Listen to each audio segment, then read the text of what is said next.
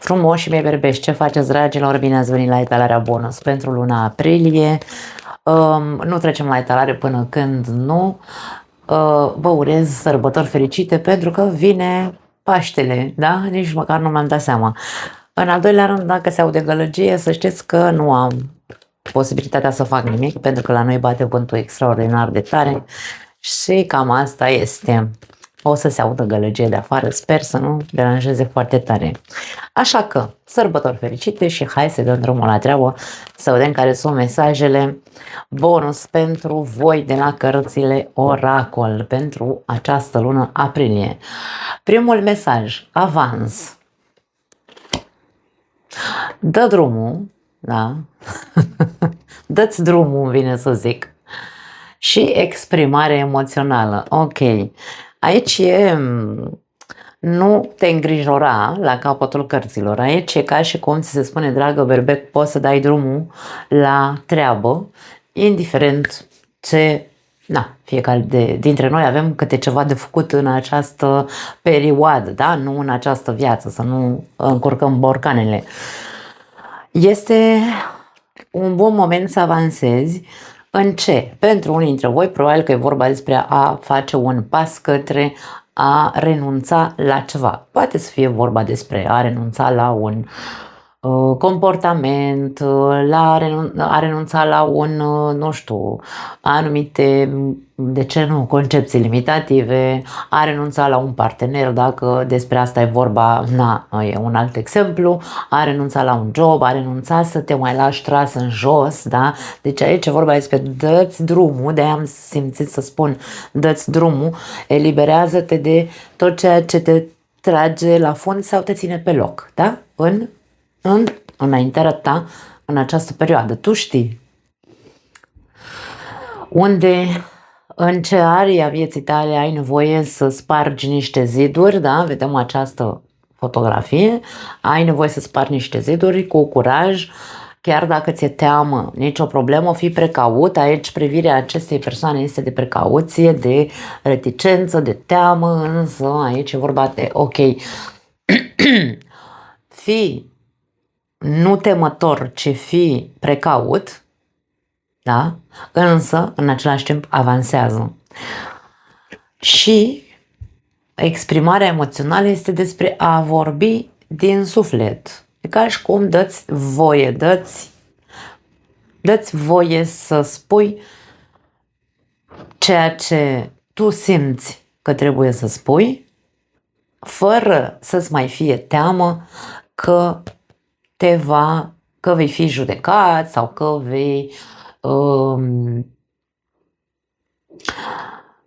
că poate ceea ce vei spune îți va face mai rău, mai mult rău decât bine, da? Aici se spune nu te îngrijora. Acolo este lumina, vine să spun, în momentul în care tu nu te mai lași tras în jos. În momentul în care, chiar dacă ți-e teamă, mergi pe drumul pe care ești și eliberează-te de tot ceea ce te trage la fund. Foarte tare! Hai, dragi berbești, că putem! Mai departe, alte mesaje pentru voi. Nu te mai ascunde după măști. Mie vine să spun, nu te mai ascunde după măști și nu îți mai...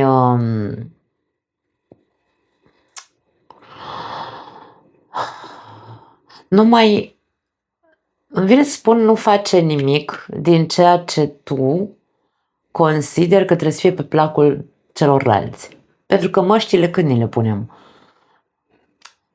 Când zicem ceva cu perdea, așa, ca să nu deranjăm, flășc, ce să spun, eu pe celălalt canal deja am făcut ravagii, așa că, eu nu e cazul meu, eu sunt miserupistă, nu poate să creadă lumea ce vrea despre mine, că sunt nebună, că sunt tâmpită, handicapată, nu mă interesează. Aici avem aceste măști care îmi lasă impresia că vor să-ți spună că exprimarea emoțională, exprimarea din suflet, ce ai tu autentic în tine, dacă scoți fără să te gândești la cum te-o judeca lumea, este drumul, îmi vine să spun, de a te ridica tu într-un fel sau altul. Nu, atenție, nu ați umfla ego-ul, că nu despre asta e vorba. Da? E despre a face cu adevărat ceea ce simți din inimă, fără să te mai ascunzi după perdele. Cred că s-a înțeles. Mai departe avem 9 de monede. Ia o pauză, spune acest mesaj, și savurează rezultatele succeselor tale. Ok. Tu știi ce câștiguri ai avut, nu vorbim de câștiguri financiare neapărat, ci de poziția ta în fața ta, îmi vine mesajul, uite așa. Tu, pentru tine, cine ești? Ești o persoană de succes, între ghilimele de rigoare, că succesul în ziua de astăzi este ca și cum așa etichetat doar în funcție de rezultatele financiare pe care le ai. Și asta trebuie să ne scoatem o dată din căpățână, că nu e doar despre asta. A fi o persoană de succes și o persoană mândră de tine, pentru că 9 de monede este mândria.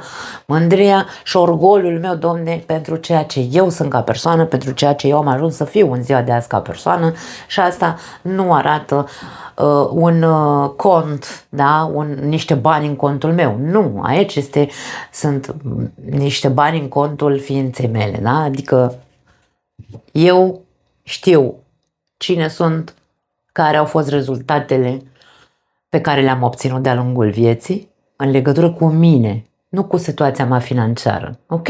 Așadar, ia o pauză și savurează rezultatele succeselor tale personale. Dacă e vorba doar despre succese materiale, atunci eu aici nu mă bag. Eu nu fac tarot de genul ăsta să zic ai 7 porci în baltă, fii mândru de tine, dragă berbec. Nu. Aici e vorba despre tu te ridica deasupra ta, deasupra ceea ce tu ai fost până acum și a renunța la ceea ce încă te mai trage în jos, da? Este despre exprimarea emoțională, ceea ce vrea să-mi spună că este despre ceva interior, din interiorul tău. Așa că aici e despre rezultatele tale ca persoană. Evaluează-le, savurează-le dacă le-ai obținut sau dacă ai obținut rezultate, dacă nu, pune mâna aici și avansează, sparge zidurile tale emoționale și desprinde-te de tot ceea ce nu te lasă să te arăți cu adevărat și încă te mai face să-ți spui măscuțe, te obligă să spui măscuțe, da? Așadar, despre asta e vorba. Avem nebunul. Da, foarte tipic berbecesc, nebunul. Riscă, ți se spune, pentru că fiecare dimineață este un nou început. Aici, ce să zic, importantă în această viață este atitudinea. Eu asta am învățat-o de-a lungul vieții. Eu pot să spun despre mine că am fost o persoană care întotdeauna am avut o atitudine nu optimistă, cum se înțelege în ziua de azi, că trebuie să fii flower power, să te gândești la cai verzi pe pereți, nu. Optimism în sensul că și când mi-a fost greu am zis, băi, eu pot să ies și din asta, da.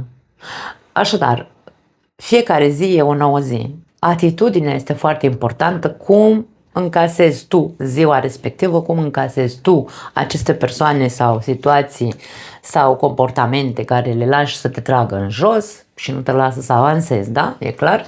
Așa că cam despre asta este vorba. Riscul cu care vine acest mesaj, da? Că zice riscă, pentru că fiecare dimineață este un nou început, riscă să scapi. Da? Asumă-ți riscul sau curajul, implică niște curaj aici, să dai drumul acelor lucruri de care încă te lași tras la fund. Asumă-ți acest curaj, acest risc și inclusiv, aș spune, introdu această, nu știu, schimbă-ți atitudinea față de tine, față de viață, față de ceilalți. De ce nu? Pentru că aici este cu avans. Nu ai cum să avansezi în această viață dacă nu renunți la anumite lucruri după care te ascunzi. Auci! Da, pentru unii dintre voi. Și avem 9 de cupe, dragii mei, avem 9 de monede și avem 9 de cupe. 9 de cupe este cartea celui care împreună, da, în acest context, 9 de cupe și 9 de monede sunt cărțile persoanei care este... Nu-mi place cuvântul independent, în ziua de azi a fost prostituat foarte tare, trebuie să fac neapărat material pe celălalt canal și despre independență. A fi independent nu înseamnă a fi singur, nu înseamnă a fi, nu știu, așa un pusnic în vârf de munte, a nu-ți păsa că mai există lume în jurul tău sau a nu socializa. Nu, independent înseamnă o persoană care este satisfăcută atât singură cât și în compania celorlalți, da? O persoană care se simte bine în pielea ei, o persoană cu 9 de monede, cartea eleganței din punctul meu de vedere. Așadar aici vedem o persoană care s-a construit pe ea însăși într-o formă armonică, da? Cu respect de sine, cu știut cine este, care este valoarea ei personală și cu o autostimă foarte bună. 9 de cupe, cartea autostimei, ok? Cartea iubirii de sine. Trăiește într-o stare constantă de recunoștință, spune acest mesaj al 9-lui de cupe. Pentru mine recunoștința, cum spun, eu nu practic recunoștința cum o propovăduiesc spiritualiștii, da? Că trebuie să stau în fiecare zi și să mă trezesc așa cu sentimentul ăsta, Domne, de recunoștință și să zic mulțumesc, Doamne, pentru ce m-ai dat și mulțumesc viață pentru, da, eu știu că fac aici panoramă, dar pentru mine recunoștința reală este comportamentul pe care eu îl am față de cei cu care intru în contact. Dacă eu să zicem așa, aș fi o persoană nerecunoscătoare, aș fi o persoană nesimțită. Niciodată nu sunt satisfăcută, Doamne, nimic nu-mi convine, uite așa mi se pune pata pe toată lumea din jurul meu și încep să fac eu ca tren ungară, că sunt eu cea mai asta independentă și cea mai respectabilă persoană. Ideea e în felul următor.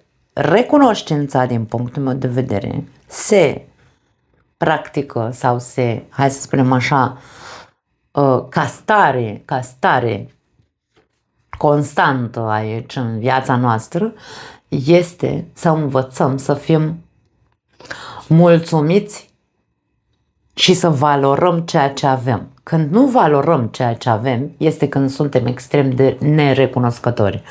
De-aia spun că și recunoștința a fost prostituată de lumea asta spirituală, mă rog, de spiritualiști, că până la urmă în lumea spirituală recunoștința este explicată într-un mod destul de sănătos, aș spune, dar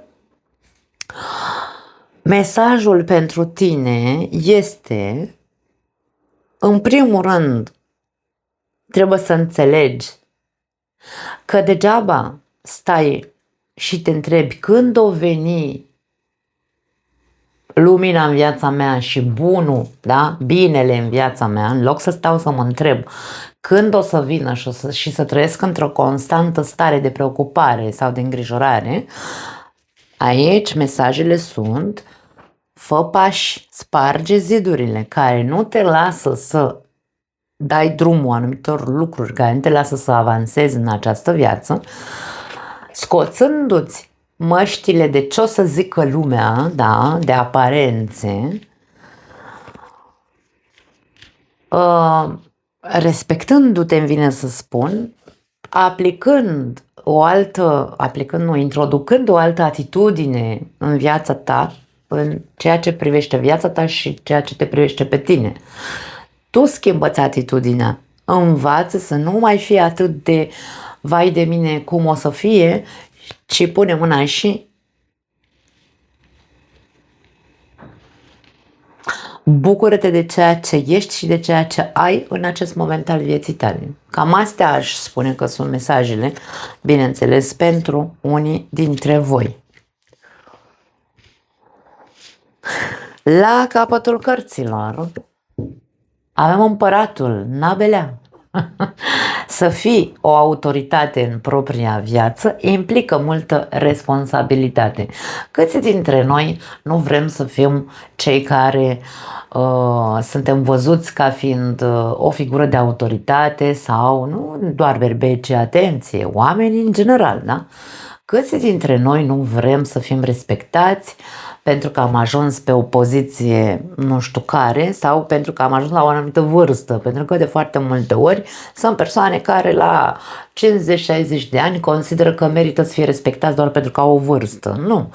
În momentul în care tu dai dovadă de a fi o persoană responsabilă, asumată, sănătoasă la cap, structurată bine, cu picioarele pe pământ și respectuoasă, în primul rând, pentru că nu putem să impunem respectul, ci trebuie să ne-l câștigăm, da, indiferent de vârsta pe care o avem, atunci, bineînțeles că vei fi respectat, nu poți să impui până când tu nu oferi respect. Ideea cu împăratul, dacă doar cerem să fim respectați pentru ceea ce credem noi că suntem, avem o problemă. Nu vorbim de maturitate. Ca tu să ajungi să fii, mă rog tu, ca eu să ajung să fiu respectabilă sau respectată de ceilalți, eu trebuie să dau dovadă că știu să mă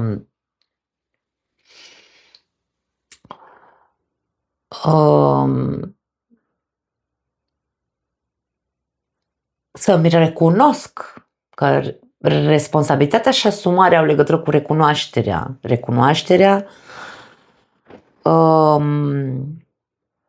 frânelor pe care le am, recunoașterea unor lucruri care mă trag aici în jos, recunoașterea unor măscuțe pe care mi le pun în anumite momente, recunoașterea anumitor frici pentru că am aici niște preocupări că nu văd eu luminița de la capătul tunelului, deci aici vorbesc despre ok, cine trebuie să fie cel care răspunde în fața atitudinii pe care o are în această viață, cine este cel care trebuie să-și asume rezultatele succeselor și a insucceselor, cine este cel care trebuie să lucreze cu el ca să, hai să zicem așa, să se vadă această imagine a noului de monede și a noului de cupe, această autostimă sau iubire de sine. Cine? Eu. Nu poate să lucreze vecinul pentru mine, da? Ca eu să mă consider o persoană așa, ca împăratul, da? O persoană cu, nu cu autoritate, atenție, pentru că autoritatea este singurul mesaj din această carte, însă când vorbim despre autoritate, nu vorbim despre acea autoritate că eu trebuie să fiu la care comandă. Autoritate înseamnă respectabil, după cum am spus, da? Din punctul meu de vedere, cel puțin în acest context. Hai să vedem iubirea. Îngerii iubirii, ce vor să spună? Vorbind aici despre 9 de monede și 9 de cupe pentru unii dintre voi, hai să zicem cei singuri dacă vorbim despre burlaci, pentru că sunt cărțile care ne reprezintă burlacii. Voi probabil că aici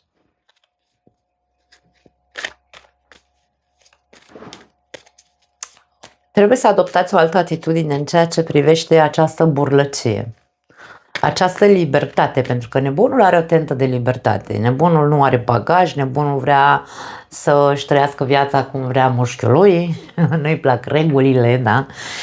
Dar după aia, dacă vedem cumpăratul aici, mesajul este vrei să fii respectat. Acum nu se pupă foarte tare, nu? Ce vrei să se schimbe? Ce avans sau ce nu?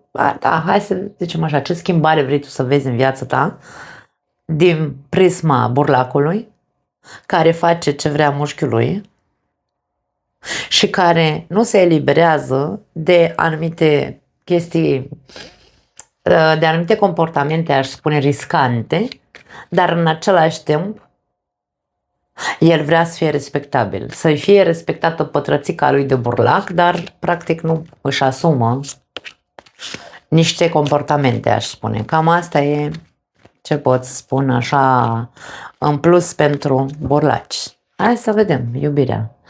Dă-i o oportunitate relației, foarte interesant. Iartă și învață, și mai interesant, contemplează-ți viața amoroasă cu optimism. La capătul cărților avem compromis. Hai să începem cu cei singuri, că tot am început cu voi, cu burlacii. Dragii mei, ce să zic, aici aceste mesaje dau de înțeles în viața voastră sentimentală că unii dintre voi vă doriți altceva. Nu cred că vă doriți neapărat să rămâneți singuri toată viața voastră sau nu vă doriți, nu vă mai doriți borlăcia pe care vă doreați până acum, pe care v-ați dorit-o până acum. Probabil că unii dintre voi simțiți nevoia să vă riscați să intrați într-o relație, însă aveți multe nu de iertat, de eliberat. Da? Aici avem mesajul iartă și învață. Ok, iertarea pentru mine, am mai zis, înseamnă eliberare. Avem acest mesaj de eliberare, scapă de tenebrele din capul tău în legătură cu, nu știu, concepțiile limitative care poate s-au instalat în tine în legătură cu iubirea, ca și cum nu mai există femei sănătoase la cap, nu mai există bărbați sănătoși la cap, da? E bine, aici ai nevoie să dărâmi niște ziduri dacă s-a implementat în tine aceste credințe limitative, trebuie să le dai drumul, indiferent de ceea ce tu ai trăit din punct de vedere emoțional, indiferent de experiențele pe care le-ai avut în alte relații în trecut. Și aici este vorba despre a învăța să te deschizi din punct de vedere emoțional. Indiferent de ce ai trăit în alte relații, tu încearcă să fii cât mai, hai să spunem, deschis. E foarte complicat să-i spui unui berbec vulnerabilizează-te sau arată-ți partea vulnerabilă. Berbeci sunt persoane care par foarte dure, da, par foarte dure, însă au o inimă, uite, așa de mare, sau așa, dacă vrei tu. Problema este că odată rănit un berbec, dar de fapt nu neapărat doar un berbec, zodiile de foc au în comun acest aspect. Odată răniți sau de mai multe ori răniți, berbecii devin, hai să-i numim,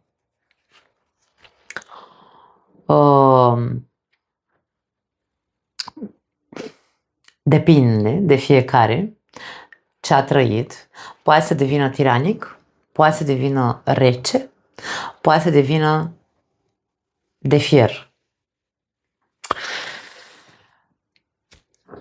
Și aici mesajele sunt să dați drumul, să vă eliberați, dragii mei, de acele măști, masca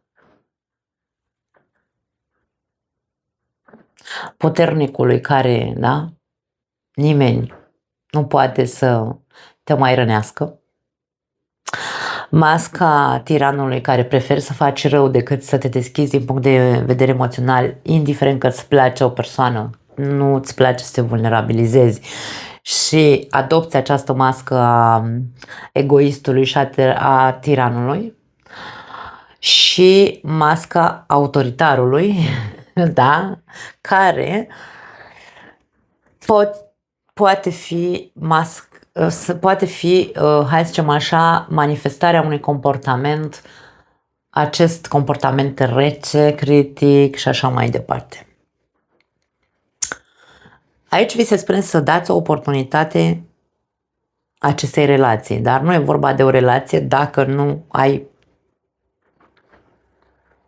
nu a apărut cineva în viața ta. E vorba despre dă-ți o oportunitate pentru a te deschide, da? Emoțional, să intre cineva în sufletul tău. Dă-ți voie. E nevoie de compromis din partea ta, e nevoie de un soi de risc și curaj, dar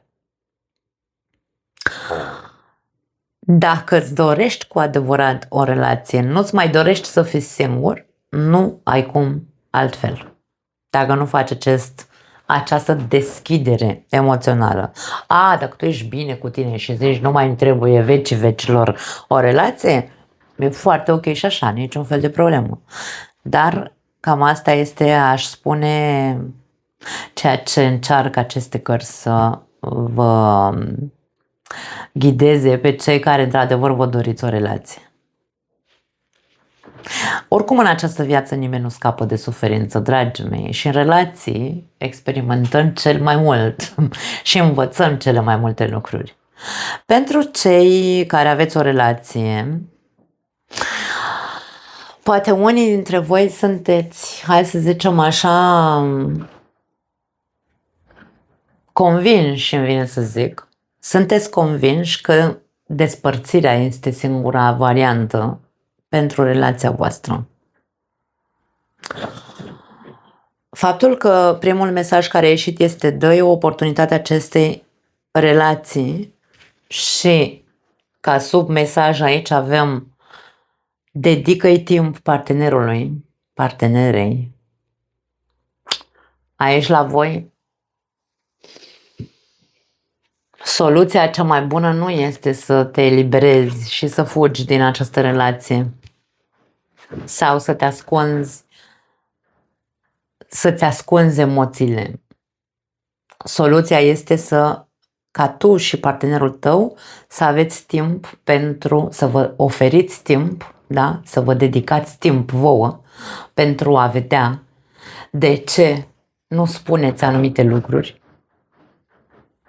de ce nu vă mai uitați la relația voastră ca fiind o relație care merită să fie reconstruită.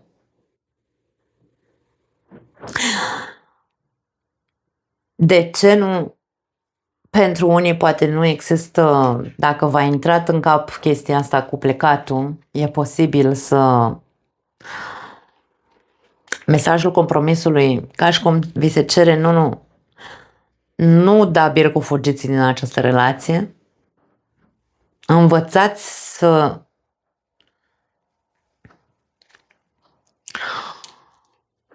iartă și învață. Învățați să învățați din ce s-a întâmplat între voi. Acum depinde foarte mult, bineînțeles, care a fost dinamica relației. Eu aici nu văd chestii urâte care să zic, da, dă-i o șansă relației tale dacă ești lângă un toxic sau lângă o nebună, da? Nu, vreau să ne înțelegem. Aici încerc să fac etalări pentru oameni capabili să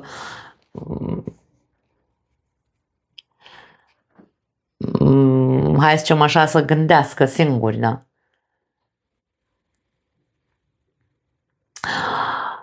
Când s-a întâmplat ceva care pare că nu se poate ierta aici? Ce s-a întâmplat? A avut loc o aventură, nebunul ne poate oferi hai să spunem așa, un cert indiciu că ar fi putut exista o aventură. Ce facem când are loc o aventură? Întâi, primul lucru care îl facem este că reproșăm. În al doilea rând, suferim, ne dăm cu cur de pământ, plângem, facem tragedie și dramă. În al treilea rând ne gândim, mai bine plec din relația asta. Ok. Cei 3 pași sunt cei normali. Dacă până la urmă aleg calea cea mai ușoară să mă despart fără să mă implic și eu în povestea asta, pentru că eu mereu spun, într-o relație suntem 2, dragii mei. Indiferent cât de dureros poate să sune, dacă eu m-am măritat cu soțul meu și știu cu cine m-am măritat, am mai dat exemplul ăsta, da? Eu știu pe cine am luat lângă mine. Nu e genul de om care ca eu să fi știut de la început că, era un curvar, l-am luat, îmi asum, da? Pentru că dacă ai luat un curvar sau da, o curvară, ca să nu zic altfel, asumă-ți. Asta e, nu avem ce să mai facem. Alegerea a fost a ta. Dar dacă persoana asta nu a fost așa și s-a ajuns la un moment dat să te înșele, hai să vedem. E foarte complicat să acceptăm ideea că și noi avem o implicare. Nu pentru că tu l-ai fi împins, ci care a fost motivul pentru care această persoană a avut nevoie să meargă să aibă o aventură. Da, știu că nu e ușor de digerat. Dar dacă am funcționat 2 ani, 3 ani, 5 ani, 10 ani fără să mă înșeli, de ce după atâta timp, uite, minunea s-a întâmplat, m-a înșelat.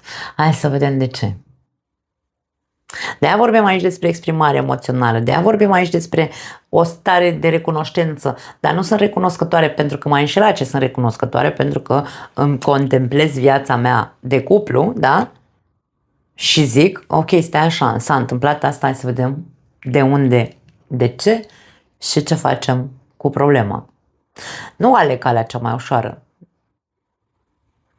Știu că pare rece ce zic, dar și eu când eram tânără ziceam, pe mine să mă înșele, să se ducă de unde a venit dacă mă înșală. Odată cu vârsta, când pur și simplu primordial nu mai este, hai să spunem așa, partea asta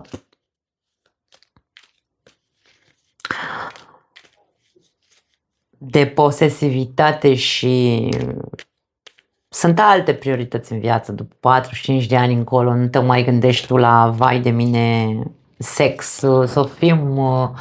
să ne aruncăm pe pereți. Nu. După 45 de ani prioritățile sunt altele sau cel puțin, eu așa sunt eu. În fine, ideea asta este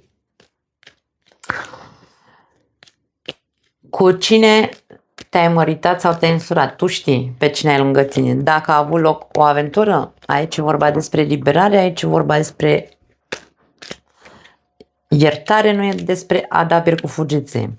Nu e despre a ne mai ascunde după deget, ci e despre hai să vedem de ce s-a întâmplat, care a fost motivul și ce am învățat din asta. Că trebuie să învățăm ceva. Dacă vedem că nu se poate și nu se poate și nu ajungem nicăieri, atunci da, ultima variantă e despărțirea, dar până atunci trebuie să dai o oportunitate relației și aici există nevoia de a se compromite. Fiecare dintre voi să vă compromiteți în această relație. Da. Avem porumbelul, pace și seninătate.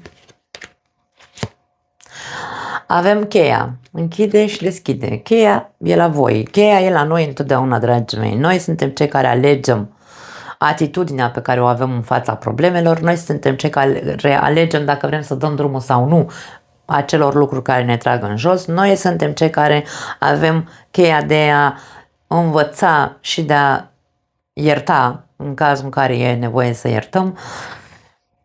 Deci, e vorba despre alegere. Și avem muntele, care ne arată o situație complicată pentru unii dintre voi, dar care va fi depășită. Veți depăși această situație? Da, dar cheia e la voi.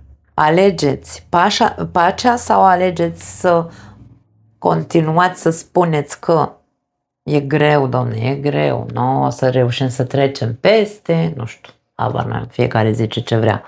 Avem copacul. Stabilitate și creștere anunță acest mesaj. E ca și cum ce nu v-a omorât vă face mai puternici în această relație. Cam asta ar fi, să zicem, concluzia.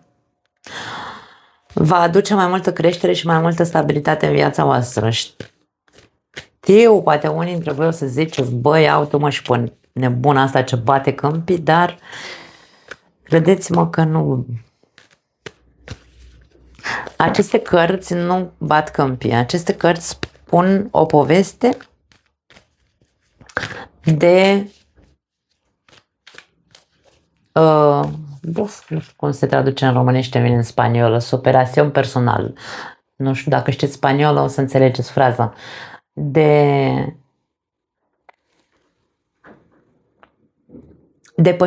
depășire a unor probleme în relație. Nu se văd dezastre, din potrivă. Dar aici e nevoie de participarea voastră a amândoruna, da? Avem frânează-ți ritmul și bucură-te de viață. Da. Introduceți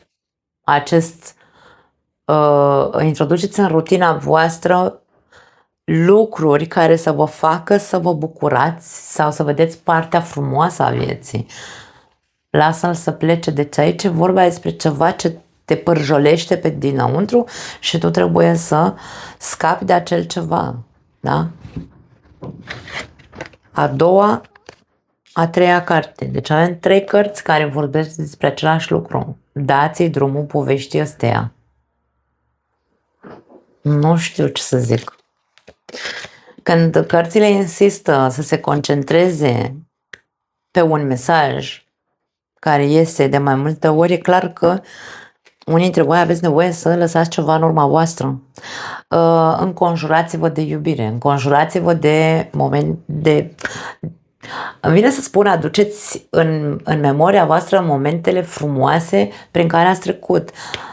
Ia o pauză și savorează rezultatele succeselor tale, da? A ceea ce tu ai avut frumos în această viață. Înconjoară-te de persoane cu care să te simți nu știu, să-ți aducă o bunăstare emoțională, prieteni dragi, care nu să te duci să te plângi la ei la infinit. Nu e despre asta. Asta nu înseamnă eliberare. Asta înseamnă rămân în poveste și mă duc și mă plâng și sunt victima victimelor. Nu. Aici e despre înconjoară-te sau fă-ți un ambient calm, cald, în care nu știu, să te simți în pace. Aici avem pace și seninătate. Caută momente de pace și persoane care să-ți aducă liniște sufletească și bunăstare emoțională.